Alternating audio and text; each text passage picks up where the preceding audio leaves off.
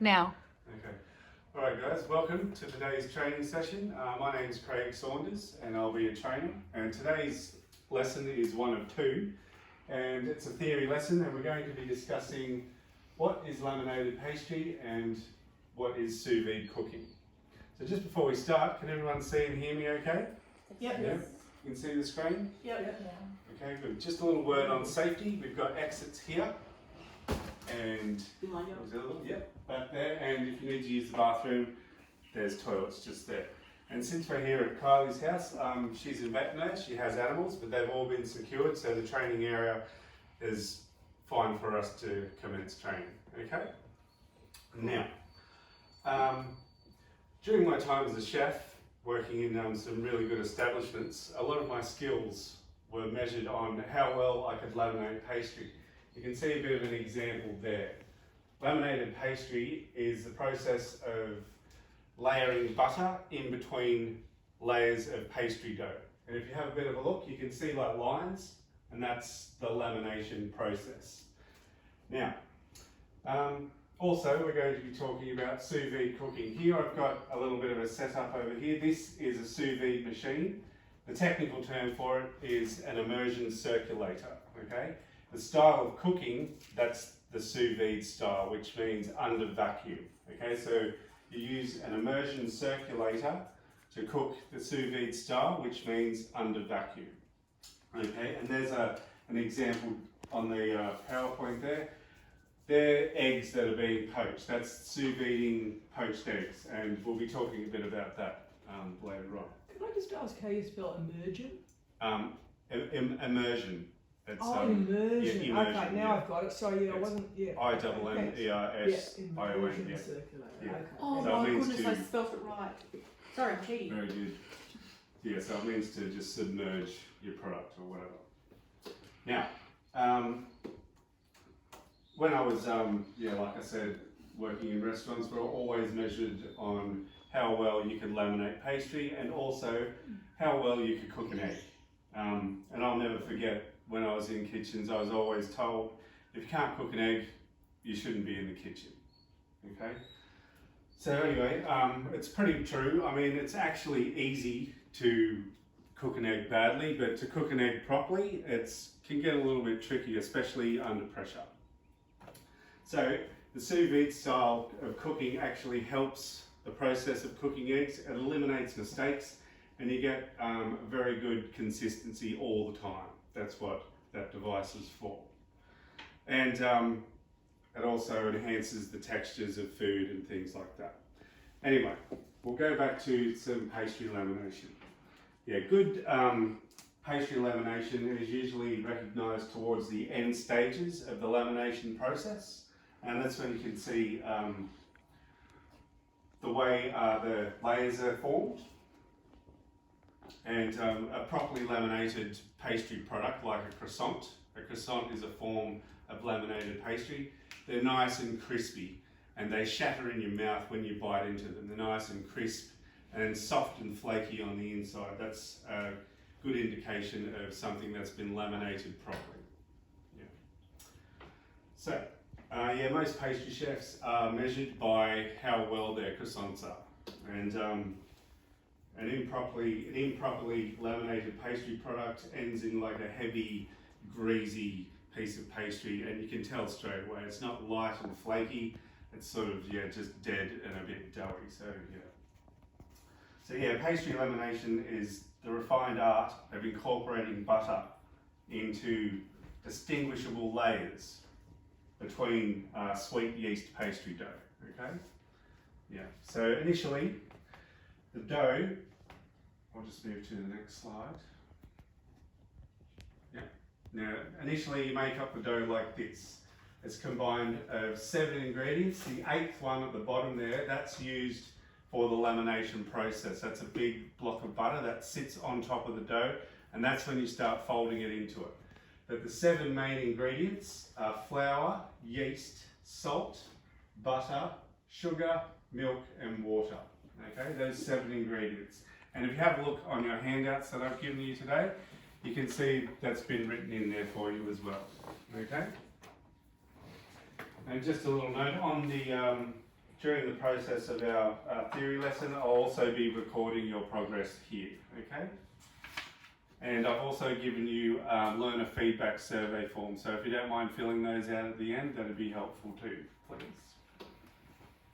Yeah, so I'll just go over these ingredients again. First one is flour, second one is yeast, third salt, fourth butter, fifth sugar, sixth milk, seventh water. Okay, they're the 7 main ingredients in your basic pastry dough. Okay, move on to the next slide. So, mixing the dough. Generally, in the professional workplace, you use a Hobart mixer, especially if you're dealing with large quantities. So all the ingredients go in there. The first 7 ingredients straight into the Hobart mixer, and it just mixes it together until you get a nice solid sort of a dough. Okay. For laminated pastry, should the Yes. dough end up sticky and soft or dry? It should be kind of a happy medium. You don't want it too dry, but you don't want it too wet and sticky either. You want to be able to handle it without it sticking onto you and things like that. Now, as you can see here on the slide, and you can see a little diagram we've got there too. So the diagrams aren't very big, but you can see here, there's your block of butter getting folded on top of it into the dough. And that's the first stage. And then you use this machine here. It's called a pastry sheeter. And that's what starts off the lamination process.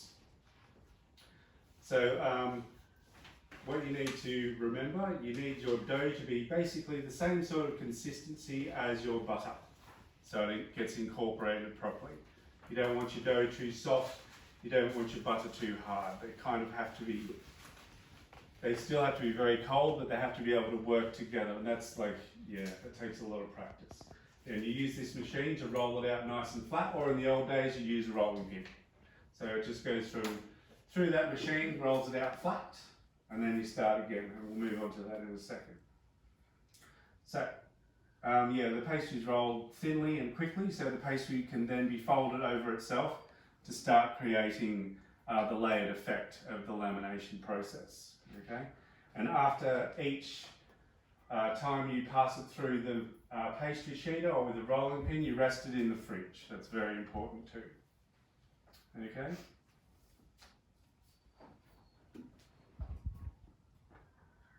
Now, stage 2 of the lamination. This is where we talk about something that's called the book fold. And this is when you fold the pastry over on itself and then back over on itself again to make a book, okay? And that's where you get the layered effect. As you can see, the butter's already been rolled into it, and then it's folded over one side, and then folded over on the other side, and then wrapped in cling wrap, and then put in the fridge to rest. Now, stage 3 of the lamination process, exactly the same thing. What you're doing is you're forming layers upon layer upon layer upon layer. That's what you want to achieve. Okay, so once again, you get your rolling pin out, or you use the pastry sheeter, and you do the same thing. You roll it out flat, and you fold it over on itself to create a book, just like that. Craig, Yes. do you put more butter in between each fold? No, Not yet. no, you don't have to do that. The butter's incorporated Already in the beginning, and it's rolled out flat. So the dough gets rolled out, and the butter rolls with it, and then it gets folded over on itself. Okay, and you just keep repeating that. And like I said, the main piece of equipment to help with the lamination process, it's called a pastry sheeter. Okay. Now, stage 4 lamination, you guessed it, same thing again. You fold it over on itself. Okay? Doing the same thing, same book fold, exactly the same way. And you end up with a nice, neat square, and it gets wrapped and then put back in the fridge.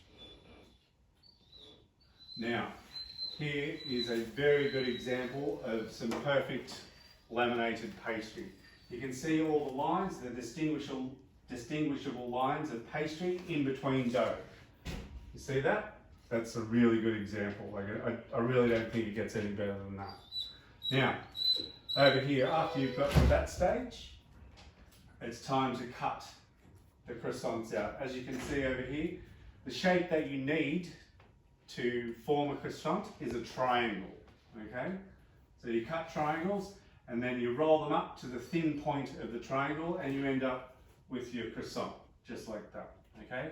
So when you roll it out for the last time, nice and thinly, you cut triangles, okay? That stack of pastry, how high is that actually? Because it It's, looks like it could be. it's probably about that high. Yeah, it's a real close up. It looks And that's like, from that one lot of pastry. yeah, that's right. You roll it out really long and thin and then you just keep folding it over on itself. Wow.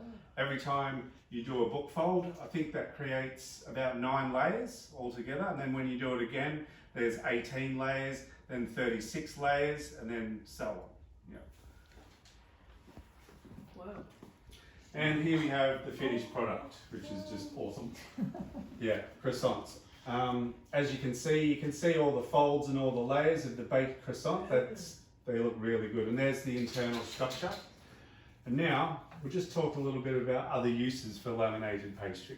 Okay, over here in the corner, you can see danishes, which are always good. They contain different fillings and fruit, sauces, custards, things like that. Laminated pastry can also be used for like pie tops, puff pastry, all that sort of thing, okay?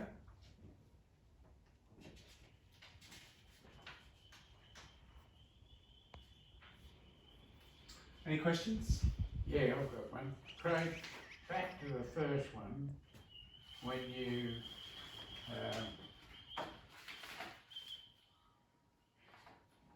you mix the ingredients in, Yep. which is the flour and all that stuff, you have to put them in a certain way, or can you No, you just can just put it all in all together. in together? It's probably best to put the liquid into the bottom of the bowl first and then the dry ingredients on top. That way you don't get any dry lumps stuck on the bottom. Yeah, Right. that's probably the best way to go about it. But generally it gets mixed long enough so everything's incorporated properly. Yeah. Now, we'll start talking a little bit about sous vide cooking. Now, has anyone got any other questions about laminated pastry or croissants? Have you got any? Yes, I do actually. Yes. Craig, I've got one. When you said you put the mix back in the fridge, what's that for again? It chills the pastry down and makes the butter nice and hard, so that helps form more layers. Otherwise it gets too... So if you didn't do that, it wouldn't form properly. No, it wouldn't form properly. Right. No. I suppose it's sticky too. Yeah, that's... So how long do you leave it in the fridge for in between An those? hour after each book fold, about an hour, so it's a Wow. long process. Yeah. Can you have different batches going on at the same Of time? course, yeah. Usually, when I was making croissants, Confusing. I'd always have some that were ready to come out of the fridge to be cut, and I'd always have a dough in the process. So what was your first croissant like? You know, when you Yeah. said- Terrible. Good. Yeah. Good. Okay. Yeah, the first ones that I made, just awful. Yeah. It's a real labour of love, and it's a very technical skill to have. And it takes a lot of time. You have to be able to feel the dough, the butter. You've got to be able to incorporate it properly and know when to roll it and fold it. So if you can't coordinate those things, you get gets a bit messy. How do you do it without one of those machines? You'd use a rolling pin, but you could only do it in like small amounts. Yeah. Yeah, with the pastry sheeter, you can do like a really big block of dough. But with a rolling pin, you probably wouldn't be able to do much bigger than an A4 piece of paper. Yeah, but it just gets too hard. The pastry sheeter allows for greater consistency. Okay, and then you'd have to roll that butter out so it Yeah. covered the pastry. Yeah, that's right. Yeah. Yeah, okay. That's why we buy it. All done. We get it every grade.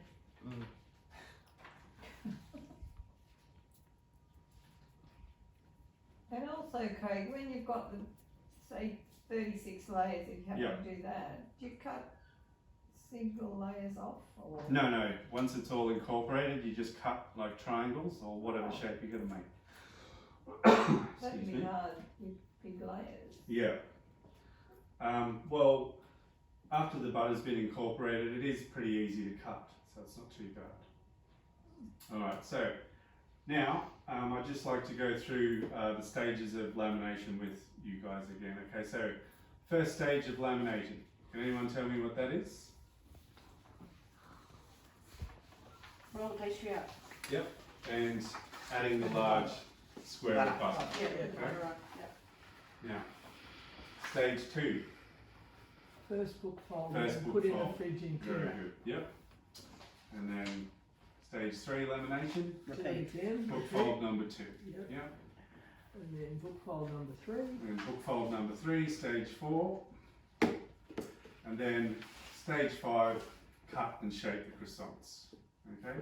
So there are 5 stages. Start off with adding the butter block, rolling it out, doing your first book fold, second book fold, third book fold, fourth book fold, and then cutting and shaping. Okay? It just looks in that picture like there's more folds.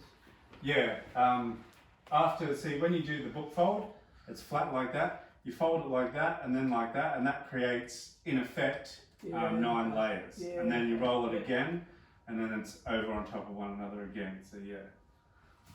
So when you're rolling it then, you're not rolling out those layers, they're staying. They're staying as they are, yeah. Yeah. And that's the trick, Yes. proper laminated pastry. They just get longer.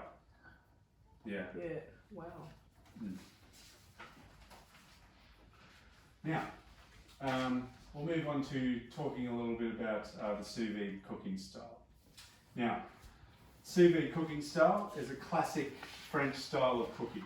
Okay, its origins are from France, and it's been used for decades. And it was a very closely guarded secret for a long time. And that's how, a lot of fine dining chefs, they use this cooking method. It improves texture and just overall flavour of different types of food.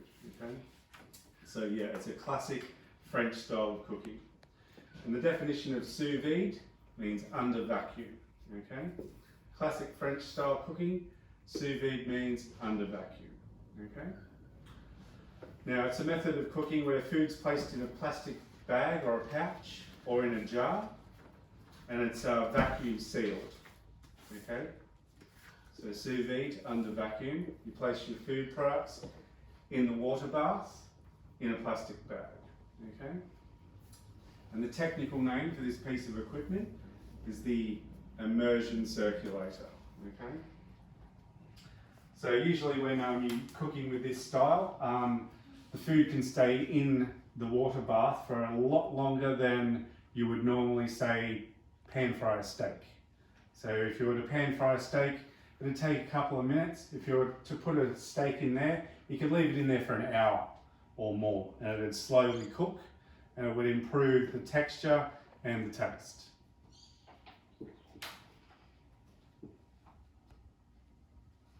Is there anything you wouldn't do sous vide? Can you write your list? Steaks one. Oh, okay. Well, not- maybe if it was like a cut of meat that needed to be slow cooked or... Yeah, you'd use But I mean, cheaper cuts of meat. What wouldn't you Yes. put in it?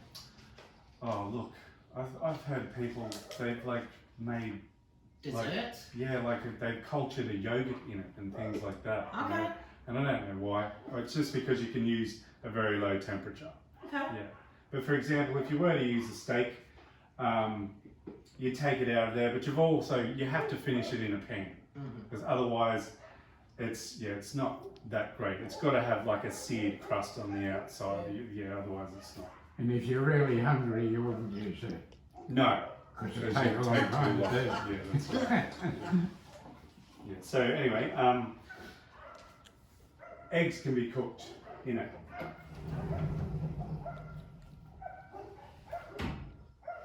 And so there's a professional version of the immersion circulator. This one's a domestic one. Okay.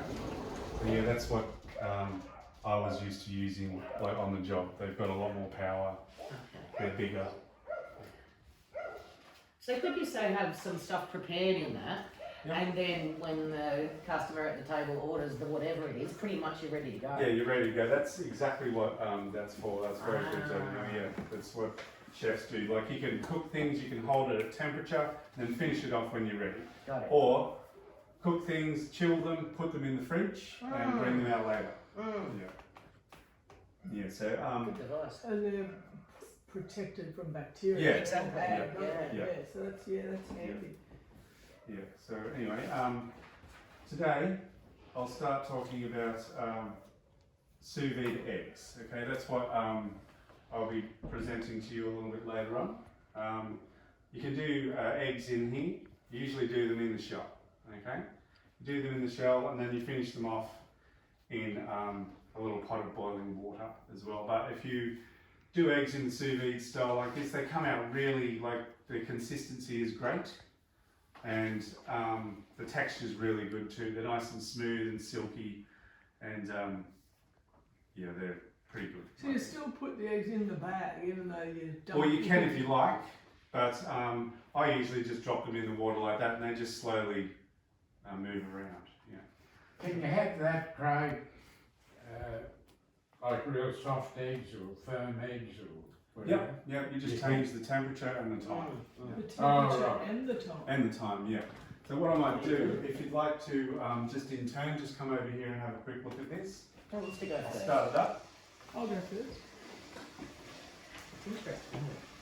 So you need to get these things first, don't Yeah, so as you can see, using the immersion circulator, it circulates the water and heats it at the same time. So that produces like a consistent temperature all the time. And that's what you need. That'll just be needy. Fascinating. Yeah. Who worked out how long you do that for and what the temperature Oh, is? trial and error. Yeah. Yeah, a lot of trial and error. It is a lot of trial and error. There's a isn't lot it? of like videos out there of people, and they'll line up eggs and they'll have them cooked at all different times and temperature, and they'll break them open, and you can see the difference in the consistency and how it's cooked. And there is a bit of variation, I would think, because of the size of the egg. Yep, Wow. that plays a part too. So while that's going, you might just put on a little YouTube video so you can see eggs being cooked.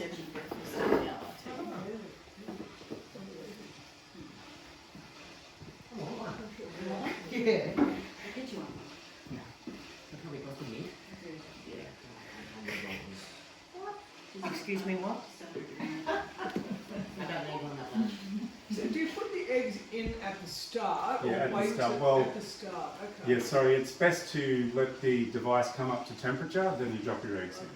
So do you think it's better if you're just boiling eggs in the household? Yep. To wait till the water is moving before you put the eggs Yeah. in, or Yeah. okay. Yeah. Yeah, You can cook eggs like several different ways in water. If you want, you can start from a cold water start, a boiling start, but generally I think it's best to start from a, you know, like a boiling sort of a start. But I mean, that's up to the individual Yeah, really. okay. I guess that gives you the exact minutes, doesn't Yeah. it? Yeah. That's right. Yeah. Okay.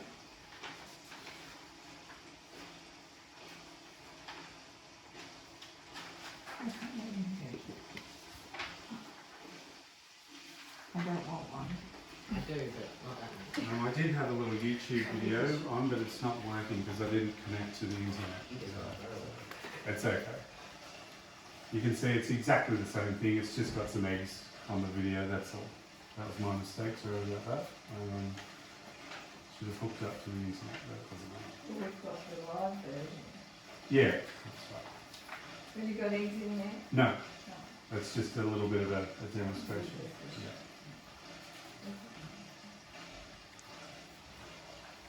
Now I'm just going to go through some questions with you all. If I can find them. Here we are.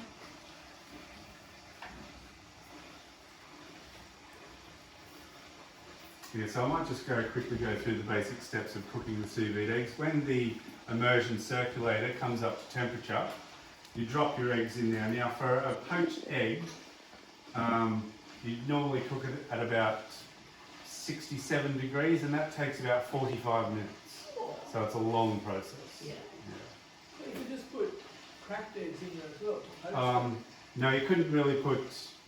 Oh well, unless you got the temperature right up. Yeah. Yeah. You'd have to get it up to pretty much boiling or a simmer.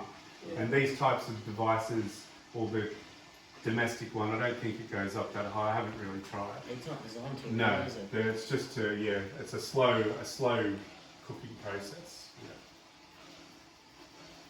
Yeah. So does anyone else want to come up and have a look at that? You all okay with that? Any questions? No? You good? Okay. Fascinating. Now, we might just go back to some questions.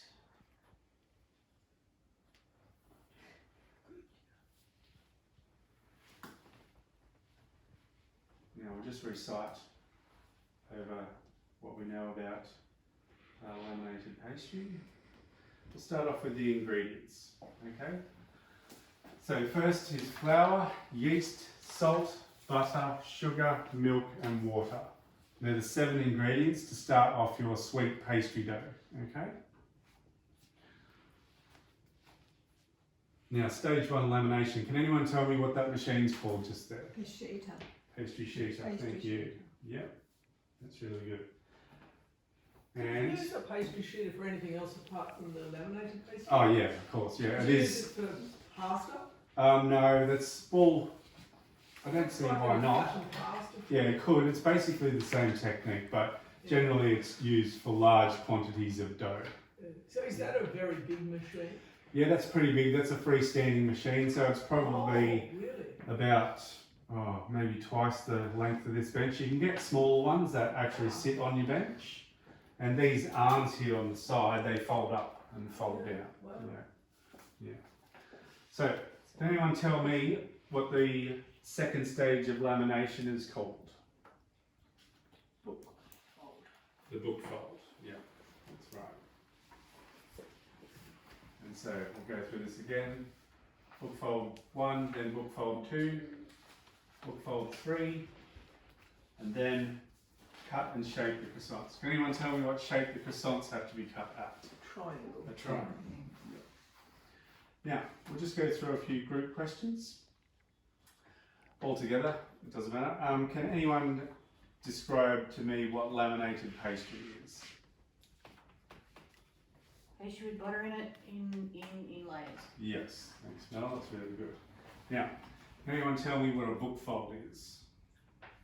So you roll pastry in on itself. Yep. One side over and then the other side over. Yep, so you fold it on Sort top of one parcel. another and make a book. Yeah, that's right.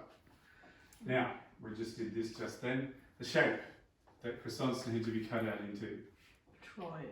triangles. Yeah, very good. They're kind of long and pointy though, aren't they? They are a bit, those ones. Now, can anyone tell me what is the name of the piece of equipment that you use to laminate pastry? The Pastry sheet. sheet. Sheeter, Pastry, yes, yeah. very good. Okay, that's pretty good, guys. Thank you very much. Now, just some questions on sous vide cooking. Can anyone tell me where the sous vide style of cooking originated from? They're French. Very good, thank you. Now, what piece of modern equipment is used for the sous vide cooking? Immersion. Immersion. Circulator. Yes, nice one, guys. Thank you. Now, this one may get you. The term sous vide, what does it mean in English? In vacuum sealed. Yes, nice one. Thank you very much. Gold stars, man. Come on. Very good. I want pastry. She wants a chance to say layer upon layer. Layer upon Yeah, layer. Roll it very and good. fold it and roll it again. Yeah. Okay, final question. When poaching eggs, can anyone tell me what temperature is good to start poaching them at? 67. Yep, 65, 67, that's really good. Thank you very much, that's good. Right, well I think that's about all for today's session, guys. And just before we go, I might just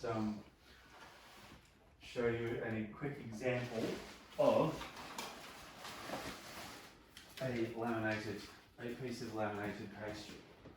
Because it's got descriptive lamination. It's almost like laminate. Covering the sheet. over it or something. Yes, Comes like out a shiny. shiny. Yeah. It's sort of like a bucket for laminating. Here we go. Here's the finished product. Okay, that's a good example of laminated I'll pastry. keep it away from Danielle. Yeah. I will inhale it. Okay. So yeah, that's what they look like. But you can see all the layers just like we saw on the slide. Oh, They're all fine, like, guys, you yeah. can see all the Yeah. layers, yeah. Okay. Right. Thanks, guys. I think that's all. Is that very different from puff pastry? It's very similar, same process, but when you're doing laminated pastry for croissants, there's a lot more folds. Yeah. But it's up to the individual. If you want to make some really puffy puff pastry, keep folding. Yeah. Like when you buy a frozen lump of it, sort of Yeah. thing, you can keep Yeah. going. If Yeah, you that's wanted right. to. If you wanted Okay. to, yeah.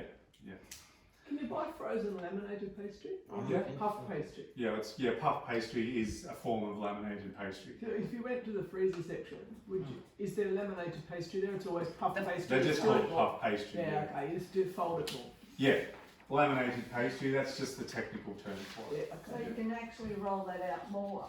Yeah, if you wanted to, but eventually the dough wouldn't be able to take it any longer. Yeah.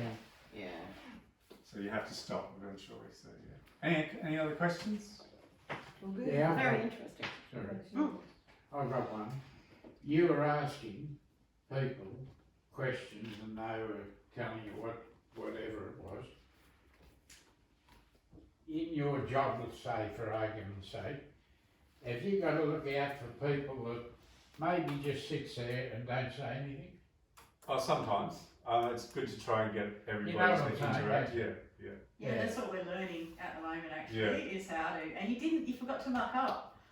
He mucked up a little bit. Yeah. Mucked up a little He bit. kept talking. That's why I I was, can do that. I was mucking up with that's you. part of it too, we have to learn how to Yeah. then, bring them down and make them on. Yeah. Make And it all keep better. everybody together as a team. Yeah, And involved. that's what it's all about. So you want some of us to start throwing chairs or beds? No, no, That's- paper planes. No. Yeah. Yeah. Alright guys, I think that's it for today's session. Thank you. Thank you. Thank you, Craig. That was very informative. How many minutes did you have, Kylie?